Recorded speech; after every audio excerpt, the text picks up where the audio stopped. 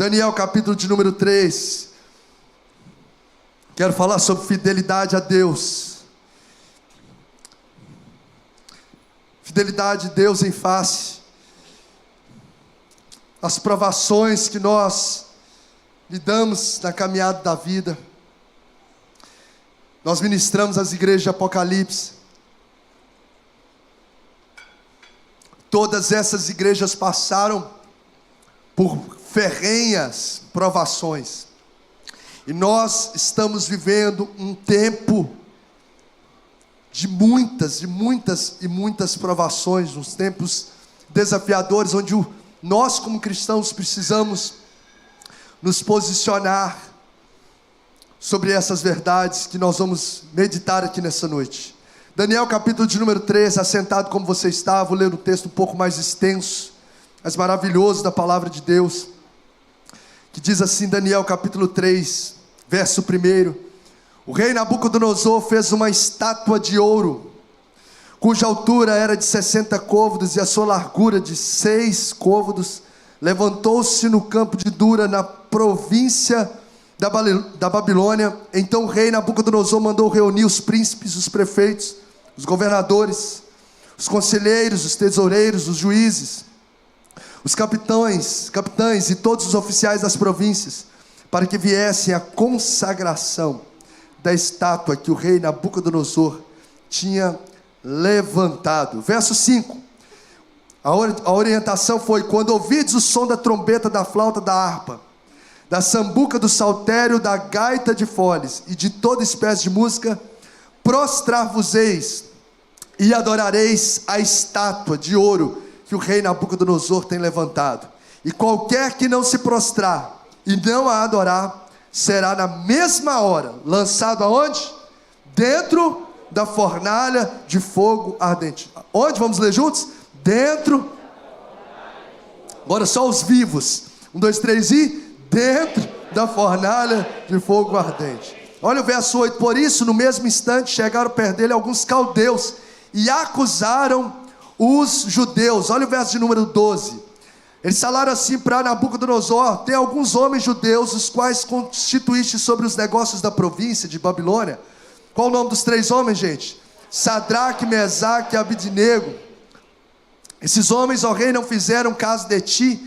A teus deuses não servem, nem adoram a estátua de ouro que levantaste. Então Nabucodonosor, com ira e furor, mandou trazer a Sadraque, Mesaque e Abidnego, e trouxeram a estes homens perante o rei. Olha o verso 15.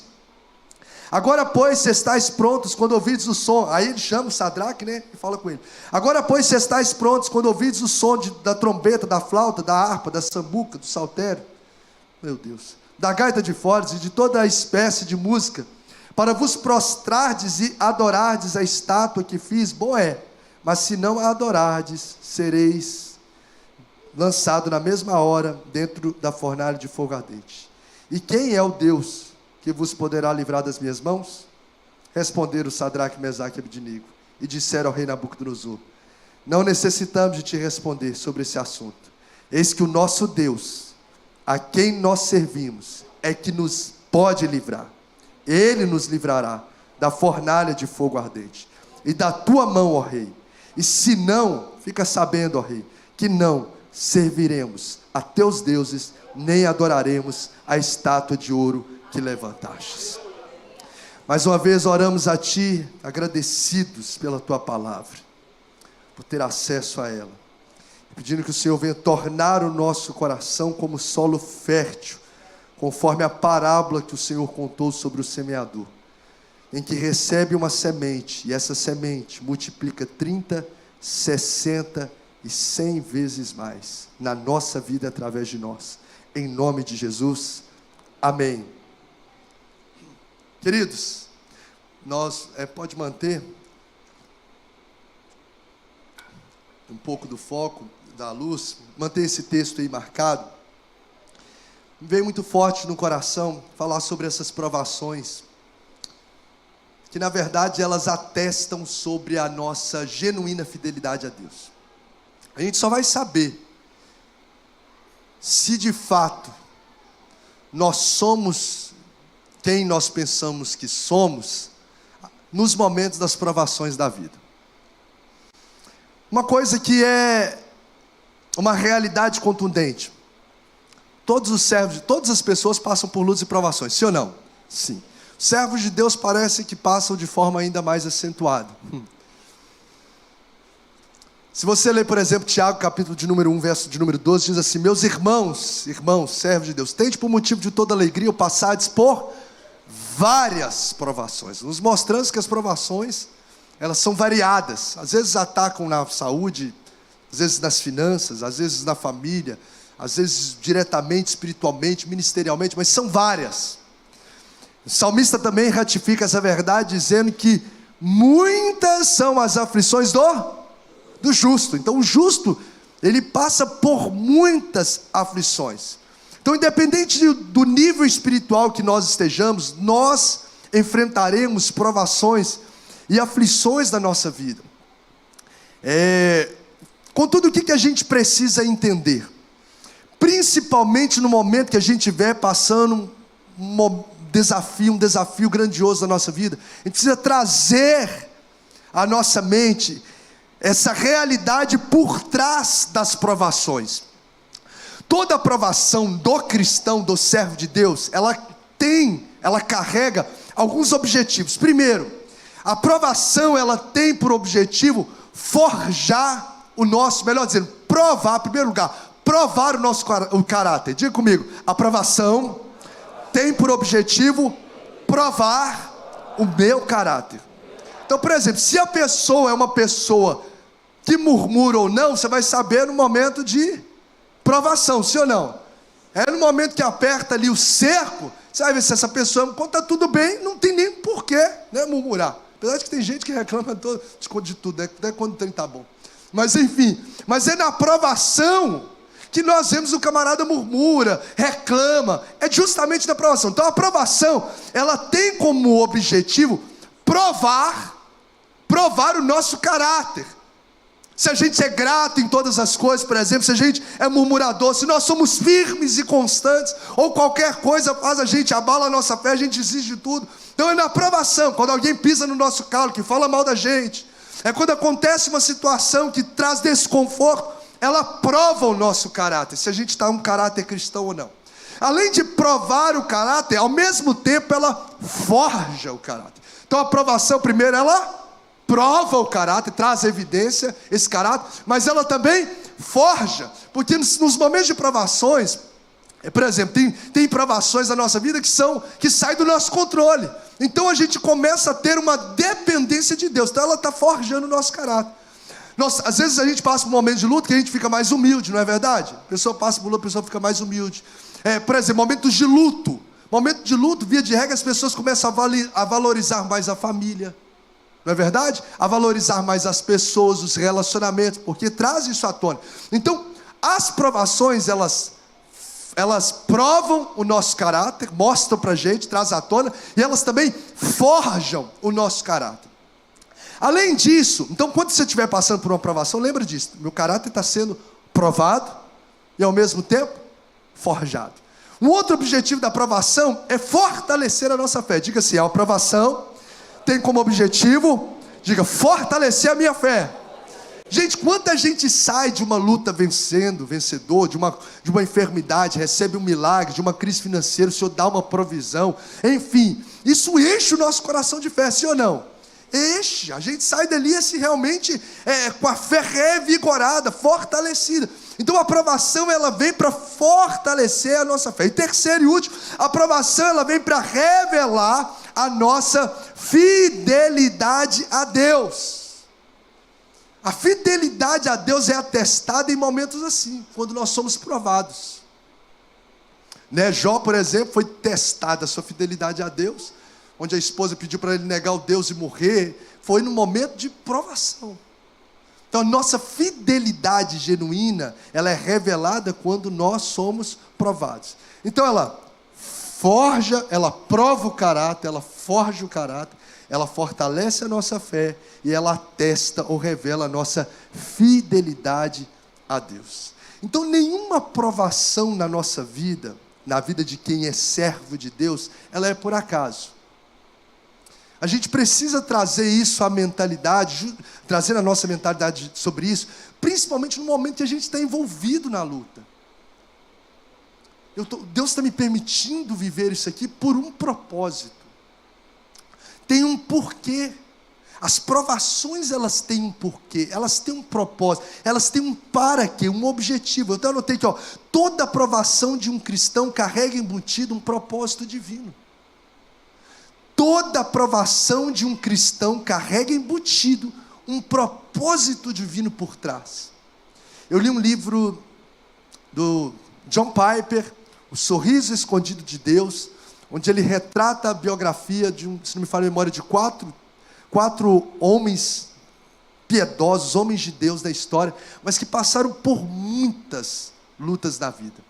E desse trecho do livro, ele cita uma frase de William Cowper que diz assim, por trás da providência carrancuda, Deus oculta a sua face sorridente. Vou repetir.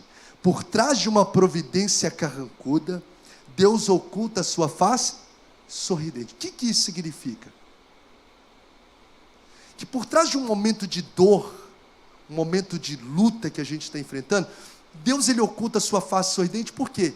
Não pelo mal que você ou eu estamos vivendo, mas por aquilo que nós estamos nos tornando, ou a promessa que está aproximando. O Golias é aquele trampolim, sabe? Para aproximar a gente da promessa. Então, é entender o que Romanos 8:28 diz, que todas as coisas cooperam. Vamos ler, vamos falar junto esse versículo 2, 3 e... Todas as coisas cooperam para o bem daqui. Todas. Tem alguém aqui que está passando por alguma luta? Seja qual nível hard ou nível simples. Tem alguém que está passando alguma luta na vida? Algum cristão aqui? Tem uns aí que tem que dar o código para a gente. Todo cristão passa. Alguns talvez estão em nível, em situações mais simples. Então entenda sobre isso. Tem um propósito. Se você anda com Deus, se você ama a Deus, não é por acaso. Não saiu do controle de Deus. Às vezes sai do seu controle, mas não saiu do controle de Deus. Existe um porquê por trás disso. Por que eu estou falando isso? Se você olhar a vida desses três homens, Sadraque, Mesaque e Abidnego, você vai ver que eles passaram por uma prova, literalmente uma prova de fogo, né?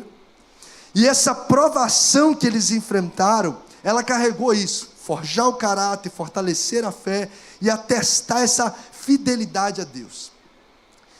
Eu até falei no primeiro culto, vale muito a pena você, durante a semana, ler esse capítulo 3 inteiro. Vale muito a pena. Ele é assim, empolgante, ele é envolvente, ele enche o nosso coração de fé. Que ele finaliza lá no verso 30, é todo o capítulo 3 com essa narrativa. Nós lemos alguns trechos, mas vale muito a pena. Eu vou resumir aqui, rápidas palavras. Esses homens, qual o nome dos três homens aqui, dos personagens que estão em destaque nesse texto? Sadraque, Mesaque e Abidnego. Qual que era o nome deles? O nome deles, eles são judeus que foram tirados de Judá, deportados, exilados, para serem aprisionados lá na Babilônia. Estão exilados, entraram lá como escravos. Mas como judeus, o nome deles teve essa mudança, né? Sadraque, Mesaque e Abidnego. Mas o nome deles, quando judeus, era como? Quem sabe?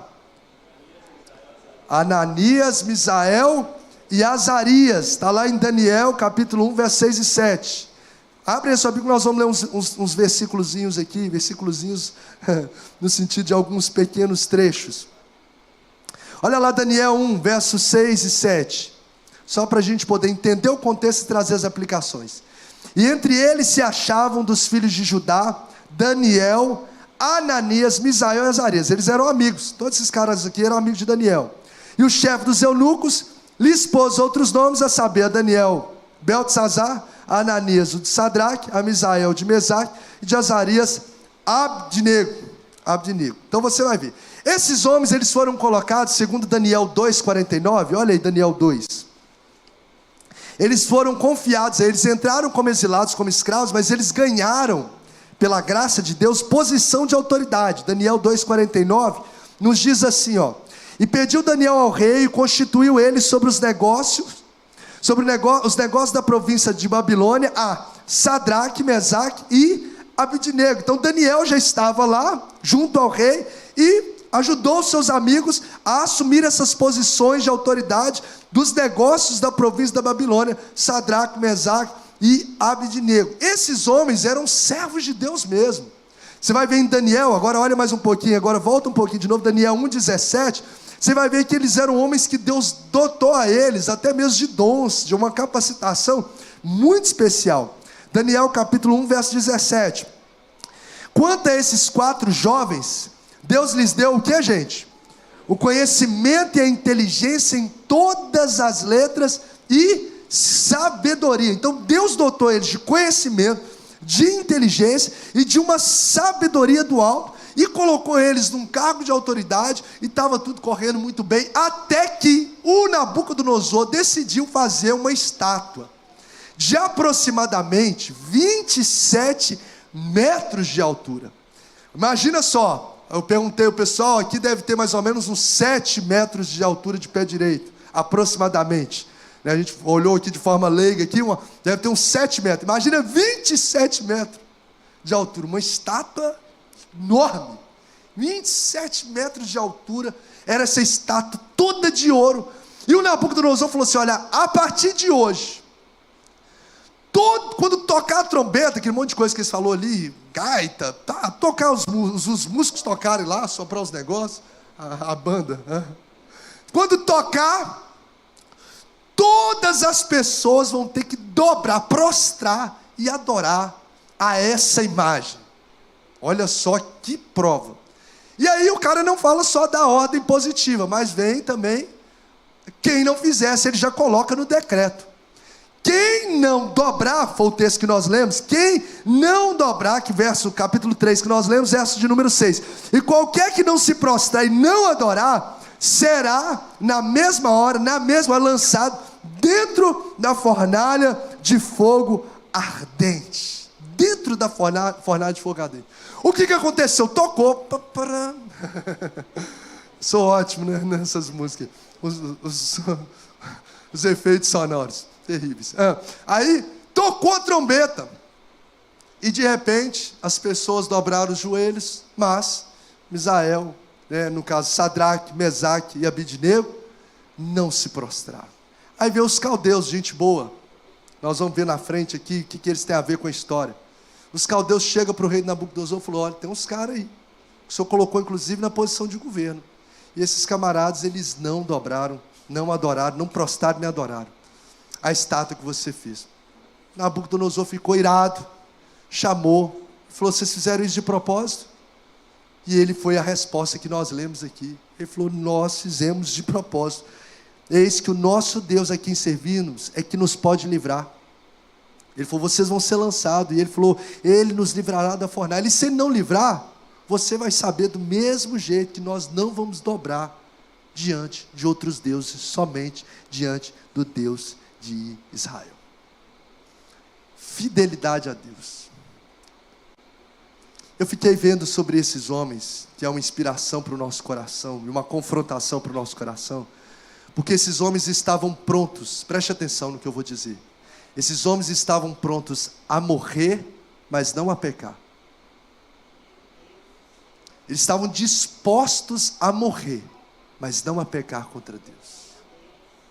Esses homens estavam dispostos, eles estavam prontos a perder a vida, mas perder a aliança com Deus eu não perco não.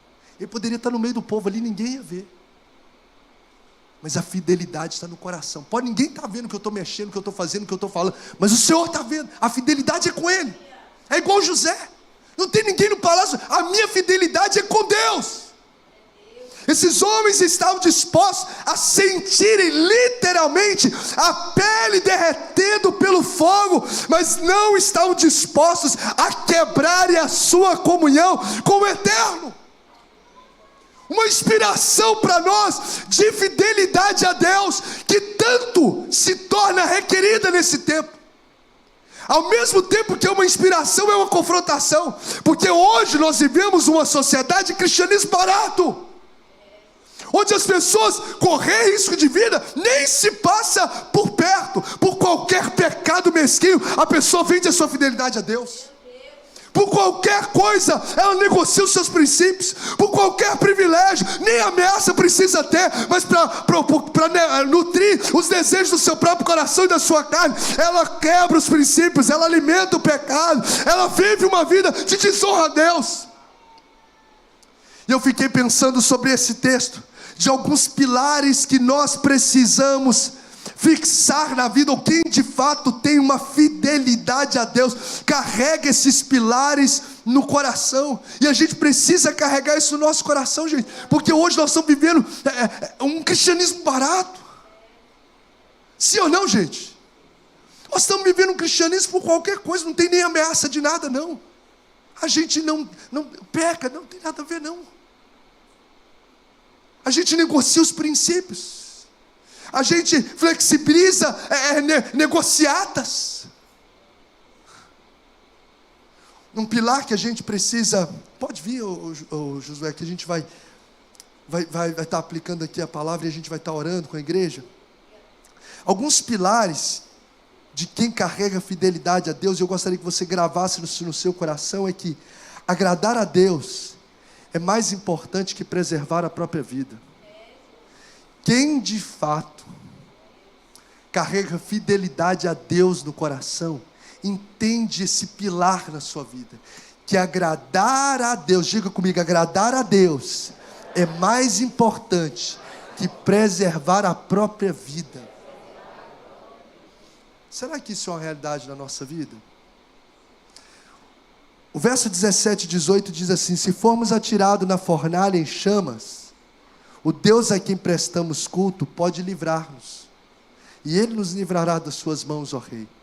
Mas se Ele não nos livrar, saiba, ó Rei, que não prestaremos culto aos seus deuses, nem adoraremos a imagem de ouro que mandaste erguer.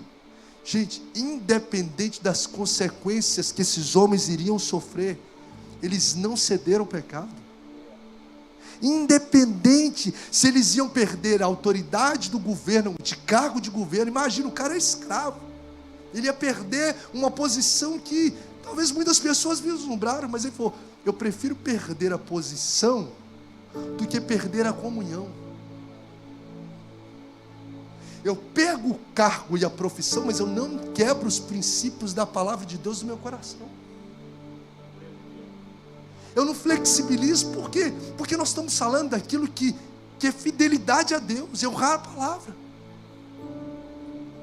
Esses homens estavam dispostos, como a gente viu, mesmo eles não tendo recompensa de Deus, pela fidelidade a Deus, eles estavam dispostos a não ceder ao pecado, porque eles falaram assim: ó, Deus nos livrará, mas se Ele nos livrar, também não vamos servir outro Deus, não. Nós não vamos prostrar, nós não negociamos os princípios.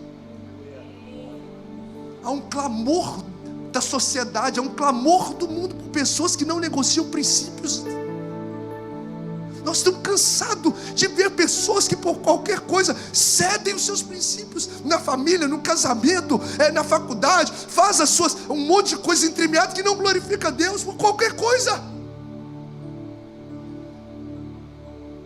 Há um clamor do céu, há um clamor até mesmo das pessoas, por pessoas que não negociam os seus valores e que entendem que agradar a Deus é mais importante que preservar a própria vida. O nosso maior objetivo nessa vida, gente, se você quer viver uma vida com propósito, se você quer viver uma vida com completude, se você quer viver uma vida que de fato honra a Deus, que agrada a Deus, o maior objetivo da nossa vida deve ser agradar a Deus. Persiga agradar a Deus. Você vai viver os melhores dias da sua vida. Vai ter luta? Vai ter, meu irmão. Vai ter provação? Vai ter. Mas você vai viver os melhores dias da sua vida quando você perseguir agradar a Deus em cada detalhe da sua vida. Eu estou agradando a Deus seguindo o que eu estou seguindo. Eu estou agradando a Deus nessas conversas que eu estou tendo. Eu estou agradando a Deus no que eu estou pensando. Eu estou agradando a Deus no bate-papo. Eu estou agradando a Deus na forma que eu toco. Eu estou agradando a Deus nesses contratos que eu estou fazendo, na forma que eu estou vendendo. Gente, o nosso objetivo, a fidelidade de Deus é atestada quando nós buscamos agradar a Deus em tudo. Agradar a Deus é mais importante que preservar a própria vida. Então pessoas que realmente guardam no coração essa fidelidade comprometida com Deus, elas resistem ao pecado até o sangue.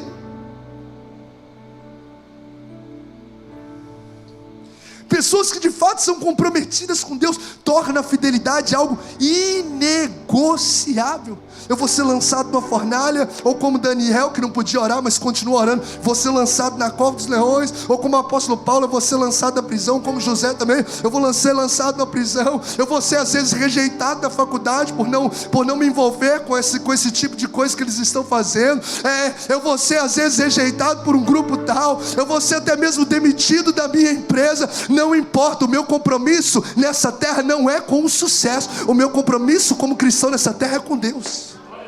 O meu compromisso é com Ele, é Ele quem dá, é Ele que abre a porta, é Ele que dirige todas as coisas. Eu nasci para Ele, eu devo me envolver para Ele, viver para Ele. A vida nessa terra é uma gota no oceano, gente. Nós só encontraremos completude aí na vida vivendo uma vida para agradar a Deus. É isso que traz de fato realidade, e traz essa alegria, essa plenitude para a nossa existência. E eu fico pensando, por que eu falo de um cristianismo barato? Porque quantos, por exemplo, jovens são tentados ali a ceder, a se embriagar, qualquer coisa lá, e se embriaga, começa a se envolver em festas, negociam, começam a se envolver sexualmente antes do casamento. Não aguento, com pressão. Os caras aqui correndo o risco de perder a vida, não negociavam seus princípios. O cristianismo que a gente está vivendo parece estar muito aquém dessa realidade de homens que passaram a história, de homens de Deus. Às vezes as pessoas são tentadas a mentir e mentem para pais, na escola, para pessoas. Às vezes as pessoas são tentadas a fazer nos seus ambientes de trabalho, a transgredir princípios, impostos, coisas que a Receita fala que tem que fazer, um monte de coisa, todo mundo faz. Meu irmão, é como minha mãe dizia, você não é todo mundo.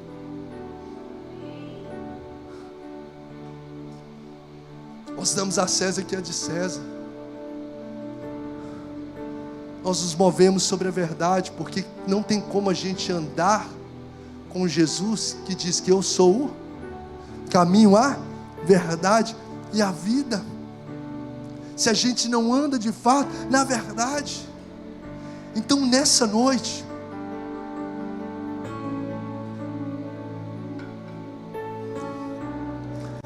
fortaleça essa fidelidade a Deus, que é atestada nas provações da vida. Se tem algo que você está cedendo, negociando, flexibilizando, nem está correndo o risco de ser jogado em fornalha nenhuma. Alinha hoje. Isso não vai trazer paz para o seu coração. Isso não está trazendo paz. Não precisa de ninguém falar para você. É isso. O Espírito de Deus fala. Sim ou não, gente? Sim. Então é um tempo desse tratar, que tem até aquele livro dos 5 votos do poder espiritual, é para obter poder espiritual de A.W. Tozer, que diz assim: trate seriamente com o pecado. Trate seriamente com o pecado. Precisa tratar de forma radical mesmo, porque o pecado mata a gente. Morte eterna, o salário do pecado é a morte. A gente precisa ser livre, em liberdade genuína em Cristo. Os mandamentos de Deus, eu já falei isso aqui algumas vezes, não são pesados, é privilégio, gente. É pesado para quem não anda no Espírito, é pesado para quem alimenta a carne e não o Espírito. Agora, quem anda com Deus é um presente, não tem nada melhor. A fidelidade de Deus, um dos pilares é justamente esse: agradar a Deus é mais importante que preservar a própria vida. O segundo pilar que a gente precisa fixar no nosso coração de quem de fato anda em fidelidade inegociável com Deus, é que apegar as coisas eternas vale mais que as posições na terra. Apegar as coisas eternas vale mais que as posições da terra. É de fato dar valor àquilo que não é só aquilo que é tangível, é aquilo que é intangível. Esses homens teriam a roupa queimada, o cargo político seria perdido, o recurso financeiro seria minado, a vida na terra seria consumido por tudo, ou seja, as coisas materiais, as posições, as posses deles, viria tudo por água abaixo, mas eles entendiam que tudo pertencia a Deus, e que valia a pena muito mais priorizar aquilo que é eterno, priorizar aquilo que é espiritual, porque tudo que nós temos vem de Deus. A nossa vida, gente, quem gerou foi quem? Ou tem alguém que dentro da barriguinha da mãe, deixa eu pegar o olhinho e colocar. Não, ninguém se autocompôs, constituiu. Foi Salmo 139, tu me teceste no ventre da minha mãe. A nossa vida foi desenhada, gerada por Ele. As nossas posições foi nos dada por Ele. Onde você está não foi a força do seu braço, é a graça de Deus que te colocou onde você está. As posições e as posses que nós temos, isso tudo não é nosso, tudo é graça de Deus na nossa vida. Por isso que a gente não pode apegar nas coisas terrenas. E o próprio Jesus disse em Mateus, dizendo: nós devemos construir tesouros aonde, gente? Nos céus e não na terra. Porque aqui a traça corrói o ouro, corrói as coisas. Deuteronômio 8, 17, 18 diz assim, não digam em seu coração, que às vezes a gente não fala com a boca, mas fala no coração. Não diga no seu coração: a minha capacidade e a força das minhas mãos ajuntaram para mim toda essa riqueza. Antes te lembrarás do Senhor teu Deus, que Ele é o que te dá a força para adquirires riqueza. Diga assim: tudo que eu tenho vem de Deus, é para Deus. Então invista naquilo que é eterno. Agora a pessoa fala: não, pastor, é espiritual para mim, é acima, o eterno para mim, as coisas que são eternas é prioridade. Me fala aqui, se de fato é, porque tem muita gente que na verdade idolatra o cargo. Idolatra o cargo lá porque o trabalho dele está acima de Deus. Como que eu vejo isso na prática? Não é pela fala que eu digo, mas é pela vida que eu vivo. Às vezes a pessoa está tão tafuiada dentro do trabalho. Essa é a expressão de mineiro, deve ser, né? Tafuiado. Você não deve nem existir no dicionário. Alguém entendeu o que é tafuiado? Tá entendendo? A gente é do mineiro. A gente não consegue ter tempo para orar. Estou cansado, não consigo. Não ter tempo para Deus, não tem tempo para servir, não tem tempo para ser corpo. Sabe o que está dizendo? Na verdade, o que você está apegado não são as coisas eternas, você está apegado às coisas terrenas. Então não é o que eu digo enganando a minha própria mente, o meu próprio coração. É de fato que a minha vida, a vida que eu vivo. Eu preciso começar a priorizar a oração, priorizar me alimentar da palavra, priorizar buscar experiências com Deus, priorizar viver os princípios da palavra, andar sobre a direção de Deus, andar na presença de Deus. Eu preciso investir nisso. Eles contam-se uma ilustração de Alexandre o Grande que eu achei interessante, que na beira da morte ele chama os generais e ele fala 3 desejos dele. Ele fala assim: o meu caixão, quando for transportado, que seja nas mãos dos médicos da época. Os médicos da época devem carregar o meu caixão. A segundo desejo dele é que fosse espalhado durante o caminho ali da trajetória do túmulo os seus tesouros conquistados, prata e ouro. Os médicos vão ter que carregar e vocês vão distribuindo ali todo o ouro, porque ele foi um cara que conquistou muito. E o terceiro desejo é que as suas mãos fossem deixadas, balançadas no ar, fora do caixão, à vista de todos. O caixão ficar assim, ele com a mão diferente, né? Foi o pedido dele.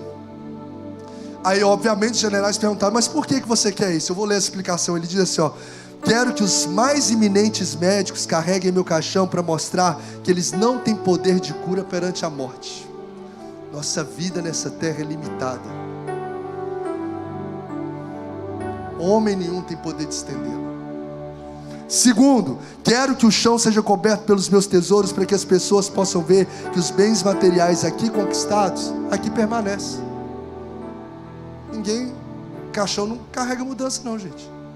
Olha o caminhão de mudança aí, vai sozinho. E aí a gente está morrendo sobre um trechinho da nossa história, esquecendo daquilo que de fato faz sentido, que é a eternidade, que é a vida com Deus. Está fazendo sentido?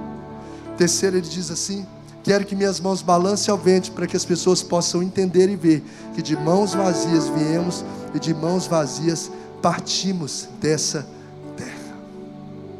Nada trazemos, nada levaremos. Ou seja, por isso que Salomão diz que é melhor estar na casa onde há luto que é onde há festa, porque ali nos faz entender a essência da vida. Às vezes nós estamos ali morrendo ali. Trabalho é importantíssimo, trabalho dignifica, como eu não estou falando disso, óbvio, todo mundo aqui é inteligente sabe disso. O que eu estou falando é quando isso se torna prioridade na nossa vida com Deus, torna prioridade, não a vida com Deus se torna prioridade. E a maior realidade é essa, sim ou não, gente? Às vezes passa o dia inteiro, o camarada não teve um tempo, minutos para Deus. É uma declaração da sua própria vida, de que o que ele está valorizando é aquilo que é terreno e não aquilo que é eterno. Toda conversa é balela, conversa fiada. Quem tem fidelidade negociável a Deus, investe, se apega àquilo que é eterno. Agradar a Deus é mais importante que preservar a própria vida. Eu perco amizades, eu perco posições, eu perco posses, mas eu não vou desonrar o meu Deus. Estou caminhando para o encerramento. Terceiro pilar, que atesta a nossa fidelidade inegociável a Deus, são homens que colocam expectativa em Deus e não nos homens. Isso aqui me chamou muita atenção. Por quê? Porque se você ler Daniel 3,8, diz assim, por isso no mesmo instante chegaram perto alguns caldeus e acusaram os judeus. Gente, esses caldeus, se você olhar em Daniel 2,5, vou só ler para a gente poder trazer as aplicações aqui, Respondeu o rei e disse aos caldeus, Daniel 2, o rei teve um sonho, chamou os caldeus. Verso 5, o assunto que me tem escapado, se não me fizer saber o sonho e sua interpretação, sereis despedaçados e as vossas casas serão feitas um monturo. Resumo, Nabucodonosor teve um sonho, chamou esses caldeus, falou com eles, se vocês interpretar o sonho, se vocês não interpretar o sonho, já era, vai morrer vocês e a família, vai virar montura a casa, vai acabar com tudo. Aí se você olhar o versículo de número 17, 18, diz assim, então Daniel foi para a sua casa, fez saber o caso a Ananias, Misael e Azarias, seus companheiros, para que pedissem misericórdia ao Deus do céu sobre este mistério, a fim de que Daniel e seus companheiros não perecessem, juntamente com o restante dos sábios da Babilônia. Então foi revelado o mistério a Daniel numa visão de noite. Então Daniel louvou ao Deus dos céus. O que aconteceu? Deus usou a vida de Daniel, Misael, Ananias e Azarias para poder receber a revelação do sonho e livrou aqueles caldeus da morte. Esses mesmos caldeus que foram libertos da morte, aqui por causa de algo que Deus usou a vida de Daniel, foram os caras que denunciaram Sadraque, Mesaque e Abednego. Olha que ingratidão. Por isso que a nossa expectativa não pode estar nos homens, tem que estar em Deus.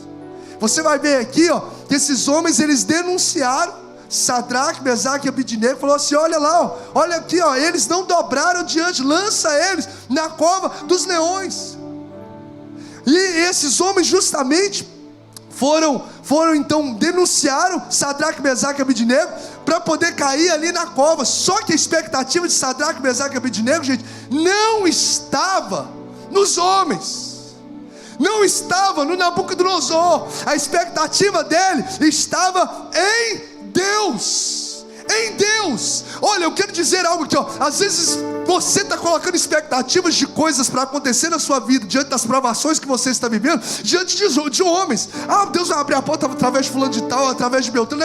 Deus está falando assim, comece a colocar os seus olhos em mim, é de mim que vai vir a resposta. O Senhor quer te surpreender de uma forma sobrenatural, de algo que você nem espera. Deus quer manifestar na sua vida, sabe por quê? Quando a nossa expectativa está em Deus e não nos homens, Deus muitas vezes não nos livra do problema, mas Ele nos livra no problema. Deus não impediu que eles fossem lançados dentro da cova, mas Deus entrou com eles dentro da cova. Deus não impediu o decreto, Deus não impediu que a fornalha fosse acesa, Deus não impediu que eles fossem amarrados, mas quando eles entraram dentro da fornalha, o quarto homem apareceu na fornalha, trazendo livramento. Deus pode muitas vezes não impedir a provação de chegar na sua vida, mas Ele entra com você na provação. Coloque a sua expectativa nele, porque Ele é refúgio, Ele é fortaleza, Ele é socorro bem presente no momento da angústia. Por isso, não temas, o Senhor é contigo. Você pode dar uma salva de palmas e exaltar a Jesus pela grandeza do caráter dele. Nabucodonosor não livrou, os caldeus ingratos não livraram, mas Deus livrou, porque quando nossa expectativa está em Deus, Ele não nos livra do problema, mas Ele nos livra no problema. E sabe o que me chama a atenção? Que Deus tornou, Pedro, o instrumento que era de morte em um instrumento de livramento na vida deles, porque o fogo da fornalha não queimou a vida deles. Eles entraram atados, mas queimaram a corda que os aprisionava. Olha só, o instrumento que era de morte se tornou de livramento. Ou seja, aquilo que vem muitas vezes para nos matar, não vem para nos matar, mas vem para nos fazer viver o sobrenatural de Deus. Você está achando que esse Golias vem para te derrubar? Não vem não, pode exaltar a Ele. Esse Golias, ele vem para te aproximar da promessa de Deus. Vem livramento de Deus. O problema vem como livramento de Deus. O mesmo fogo, um cara não ficou com cheiro de fogo, o cabelo dele não queimou, o texto diz, a roupa dele não pegou cheiro de fogo, mas aqui ó, a Bíblia diz que eles andavam livremente, entraram atados, o que era instrumento de morte, se tornou instrumento de livramento, porque esses homens estavam com a expectativa deles em Deus. Por isso que a gente precisa começar a mergulhar em Deus como a gente nunca mergulhou. E nós vamos passar a viver momentos que a gente nunca, coisas que a gente nunca viveu. Interessante, gente, que quando nós colocamos a nossa expectativa em Deus, Deus desce para estar conosco na hora da nossa maior aflição. Até minuto antes, Renato, não tinha o quarto homem na fornalha. Tinha? Não, a fornalha estava lá acesa, não tinha ninguém, só a fornalha. Na hora que eles caem da fornalha, o quarto homem se manifesta justamente no momento que eles estão dentro da fornalha. Sabe o que é isso? É Deus, Ele marca um encontro conosco justamente na fornalha. Antes é como Jó, antes eu te conhecia só de ouvir falar, hoje os meus olhos podem te ver. Pastor, o que isso tem a ver comigo? Essa aprovação vai elevar a sua comunhão com Deus. Essa aprovação veio para fazer você começar a viver coisas espirituais que você ainda não viveu. Eu quero declarar dons espirituais que Deus vai confiar a você no meio da aprovação. Deus vai te dar visões, Deus vai começar a queimar o seu coração. E eu quero dizer ainda mais, o Espírito de Deus está falando comigo, Deus vai ativar ministérios, pastor Tiago, no meio de provações. Tem servos e servas fiéis a Ele aqui nessa casa, que estão no fogo da provação. Sabe o que Deus está te dizendo? Meu filho, eu vou te encontrar nessa fornalha e vou te ativar. Você vai viver coisas que muitas pessoas não viveram. O quarto homem já chegou na sua história. Louvado seja o nome de Jesus.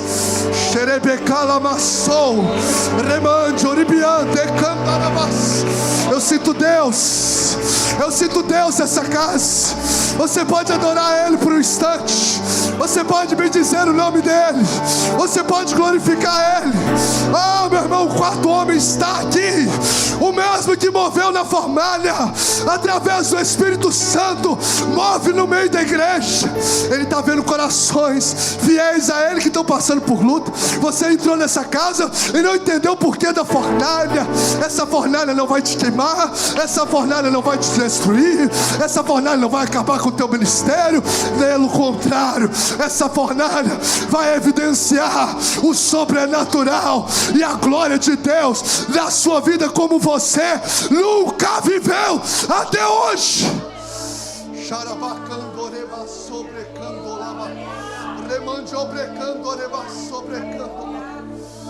Oh, Jesus, coloque a sua expectativa nele. Coloque a sua expectativa nele. A nossa expectativa deve estar no Deus da nossa salvação. E deixa eu te dar um princípio que nós vamos finalizar. Deixa eu te dar um princípio. Quando você estiver na prova, não use os seus lábios, não deixe os seus lábios proferir palavras para denigrir ninguém. Deixe os seus lábios se abrir para abençoar pessoas. Eu fiquei vislumbrado com esses 3 homens. O Espírito de Deus está aqui. Eu fiquei vislumbrado com esses 3 homens, porque eles estão lá para ser lançados na prova. Eles estão diante de Nabucodonosor, e eles não falam mal. Esses caldeus que me denunciaram, eu ajudei eles lá. Que camarada, não falou nada dele, não falou mal dos caldeus não. Ele não fala mal nem de Daniel. Cadê Daniel nessa história? Daniel não era um amigo, não tinha oposição de governo para colocar eles lá? Cadê Daniel? Isso falou, Daniel, meu amigo, me abandonou. Não fala nada de Daniel não. Eles colocam a expectativa deles justamente em Deus. Eles não permitem que a boca deles profira palavra de maldição. Gente que anda em fidelidade em Deus, a sua boca revela o seu coração. Ou seja, a sua boca começa a sair fontes de vida. Fontes de vida. Se for sair da minha boca, vai sair palavras de vida, vai sair palavras que abençoam, vai sair palavras que curam pessoas. O que Deus está nos ensinando é: filho, está na provação, abandone, não deixe a murmuração tomar conta dos seus lábios. Aproveita que você está no meio desse vale de ossos secos para profetizar e viver o que você nunca viveu. Não comece a reclamar do vale, comece a profetizar sobre o vale. Não comece a reclamar do deserto, comece a profetizar nesse deserto que eu vou fazer um manancial acontecer.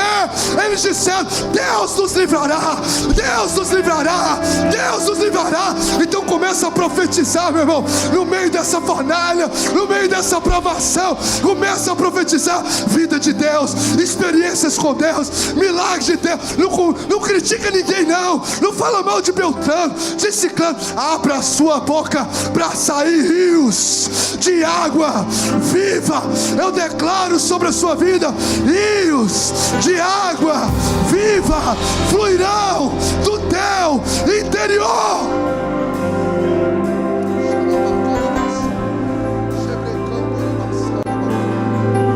Nossa expectativa está em Ti, Jesus. Deus vai surpreender pessoas aqui nesse tempo. Deus vai surpreender. Tem homens e mulheres aqui que não negociam princípios. Tem homens e mulheres aqui que honram a Deus e estão passando por lutas e provações. Deus, pela graça dele, te diz: a tua fidelidade será recompensada. A tua fidelidade não será em vão. Não será em vão. Coloque os seus olhos no Senhor. Coloque a sua expectativa no Senhor. Essa fornalha não vai deixar nem queimadura em você. Essa fornalha não vai deixar queimadura em você. Essa fornalha só está vindo, sabe para quê? Para fazer o que fez na vida de Sadraque, Mesaque e Abednego. A glória de Deus ser evidenciada. Quando aqueles homens saem, tira esses homens da fornalha, tira esses homens. Eu estou vendo um 4º homem ali. Nós lançamos 3, mas tem 4 homens. E o que aconteceu com aquele povo? Eles não queimaram. Eu mandei aumentar essa fornalha 7 vezes mais. Até quem lançou os homens lá dentro morreram pelo calor. E eles estão lá e não morreram. Você vai sobreviver o que ninguém sobreviveu em situações que você está vivendo. Por quê? Porque a presença de Deus está com você. Quando passarem pelas águas, elas não te submergirão, nem o fogo te queimará, porque o Senhor, teu Deus, é contigo. É o que nós oramos. O que você precisa, você já tem. É a presença dEle. É a presença de Deus que vai te guardar, que vai te blindar, que vai te livrar. Tira esses homens da fornalha. Tira esses homens da fornalha. Sabe por quê?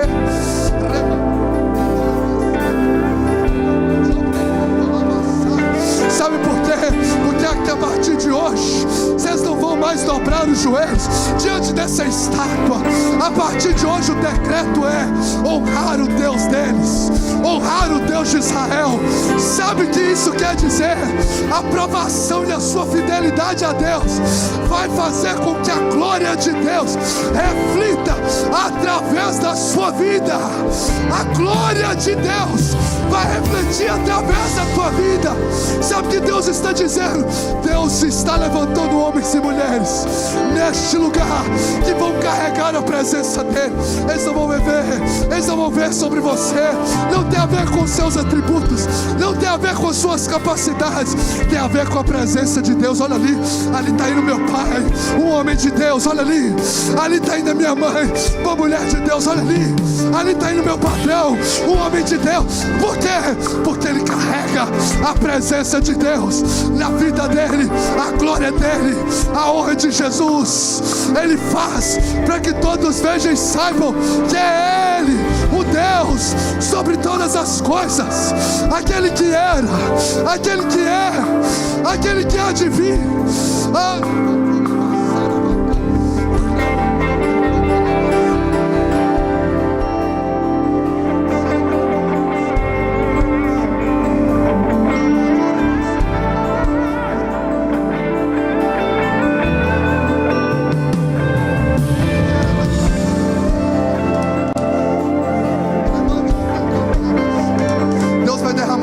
Sobre esse lugar, Deus vai derramar renovo sobre vidas.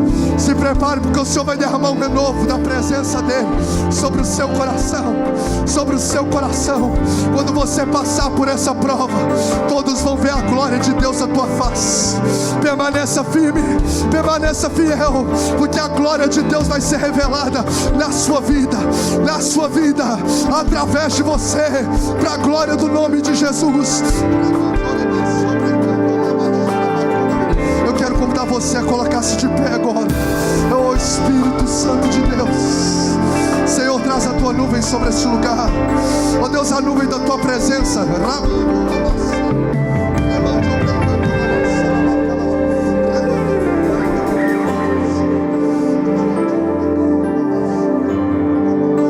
Se você é um servo e serva de Deus e está passando por uma luta ferrenha na tua vida, você está passando por uma provação, você está passando por uma fornalha, você está passando por um momento desafiador, eu quero convidar você para vir aqui à frente. Nós queremos orar por você, porque o Senhor vai te trazer um renovo sobre a sua vida, um renovo sobre a sua mente, um renovo sobre o seu coração.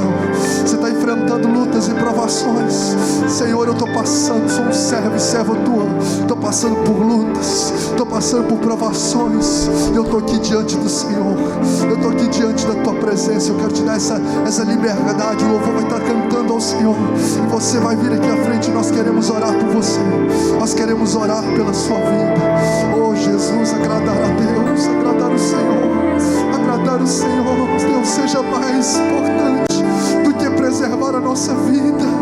Levante um povo que não negocia fidelidade, ó Deus, ao Senhor. Levante, ó Deus, um povo, ó Deus, que entende os propósitos por trás das provações, que entende que esse propósito, ó Deus, está fazendo os teus filhos viver algo que eles nunca viveram na dimensão, ó Deus, da caminhada com o Senhor.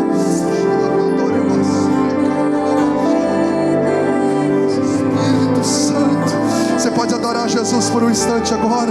Você pode adorar Jesus por um instante agora. Oh Jesus maravilhoso, oh Jesus maravilhoso. Oh meu irmão, vamos. Está agradando a Deus o que você está fazendo agora? Está agradando a Deus o seu culto? Pensa aí. Está agradando a Deus o seu cântico? Está agradando a Deus a sua forma de orar? Está agradando a Deus o que você está pensando agora? Começa a fazer esse check-up na sua mente, no seu coração. Eu quero declarar sobre essas vidas, oh Espírito Santo de Deus, uma manifestação da presença, a manifestação desse quarto homem. Começa a mover, ó Deus, das fornalhas aqui, nos cadinhos.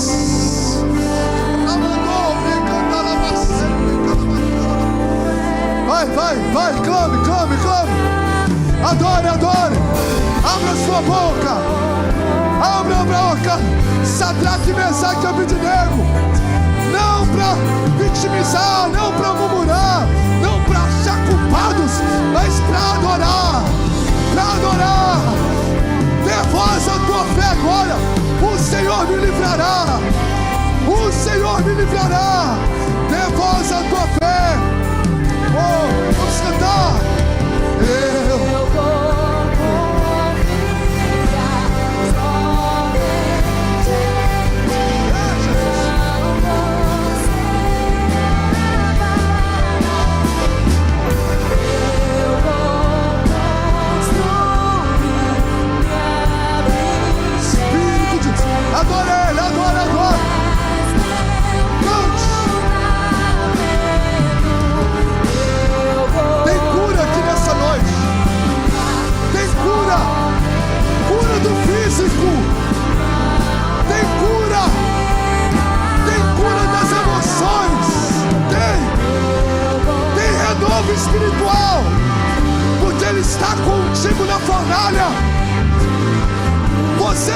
ficar preso nessa fornalha. Ele está queimando aquilo que te aprisiona, as atas das suas mãos, o que está atando as suas mãos aos seus pés. Está sendo agora dissipado. Você vai andar com liberdade nessa fornalha. Você vai andar com Ele. Você vai andar nessa fornalha onde as pessoas vão olhar para você e dizer: como que ele está bem numa fornalha como essa? O que está acontecendo? Ele está andando, ele está sorrindo, ele está acreditando. Eles vão ver: ah, o quarto homem está com ele. O Jesus maravilhoso está com ele. O Deus que, ainda que nós passemos pelo vale da sombra da morte, não temeremos mal algum, porque Ele está conosco. Oh Jesus, nossa confiança está em Ti, nossa expectativa está em Ti.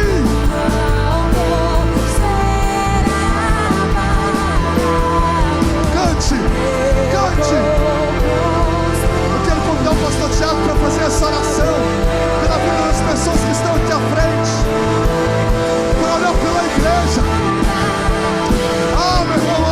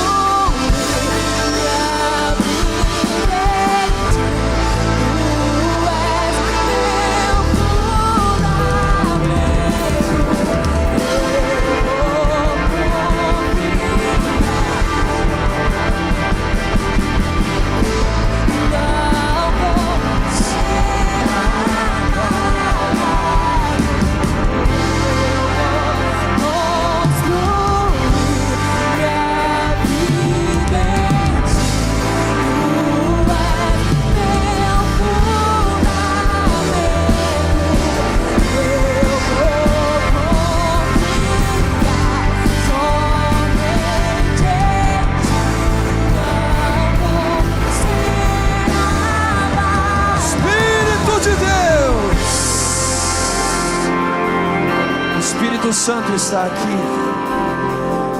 Eu quero te convidar a fazer algo que você nunca fez. Ainda tem espaço nesse altar. Se você quiser se ajoelhar agora, se lançar diante dele agora, se você quiser deitar aí no chão agora, eu queria te convidar a fazer algo que você nunca fez. Vamos. Você que está no seu lugar, se você quiser se ajoelhar aí agora na sua cadeira, e você começar a orar agora por um batismo de arrependimento. Um batismo de arrependimento. Um batismo de arrependimento. Fogo de Deus sobre você, paixão pelo Senhor. Comece a clamar agora, comece a dizer: Senhor, enche meu coração. Eu quero amar o Senhor. Eu quero amar o Senhor mais do que meu trabalho. Eu quero amar o Senhor mais do que a academia. Eu quero amar ao Senhor mais do que qualquer coisa neste mundo. Comece a orar agora. Um batismo de arrependimento está vindo sobre essa casa. Um batismo de arrependimento está vindo sobre nós. Irmãos, essas palavras que estão sendo lançadas aqui esses dias, não é por acaso não. Deus está preparando a gente para algo profético. Deus está preparando você para algo profético. Deus está preparando você, sabe por quê? Porque Deus vai colocar gente nas suas mãos. Deus vai colocar gente para você cuidar, mas Ele não vai colocar gente para você cuidar se você está enfermo. É por isso que Ele está te confrontando esses dias. É por isso que esses meses, as palavras que têm sido pregadas aqui é palavra de despertamento, de confronto. Porque Deus está preparando a mim e a você. Uma colheita grande virá. Uma colheita grande virá. E nós oramos agora em nome de Jesus por um batismo de arrependimento. Arrependimento, arrependimento. Choro na presença de Deus. Choro. dizendo, se você pode se ajoelhar, e ajoelha onde você está agora, ajoelha onde você está, e vamos clamar agora por um batismo de arrependimento. Se você pode se ajoelhar, se você tem algum problema talvez nos seus joelhos, não precisa forçar, mas eu queria que todos nós nos ajoelhássemos agora, com os olhos fechados, porque nós não estamos aqui como espectador. Isso aqui não é um jogo de futebol, isso é uma luta. Isso aqui nós não estamos aqui para ser espectadores da presença. Nós estamos aqui para poder mergulhar em Deus, para poder mergulhar em Deus. Feche os seus olhos agora. Feche os seus olhos agora. Feche os seus olhos agora. E Deus está me dizendo, pastor Bruno, vai derramar sobre este lugar. Irmão, essa casa aqui, Deus está mudando os dias, nossos dias aqui. Essa igreja será conhecida pelo fogo do Espírito Santo. Mas por que tem gente saindo de outras igrejas vindo para cá? É porque as pessoas, irmãos, não querem assistir culto, eles querem o fogo de Deus.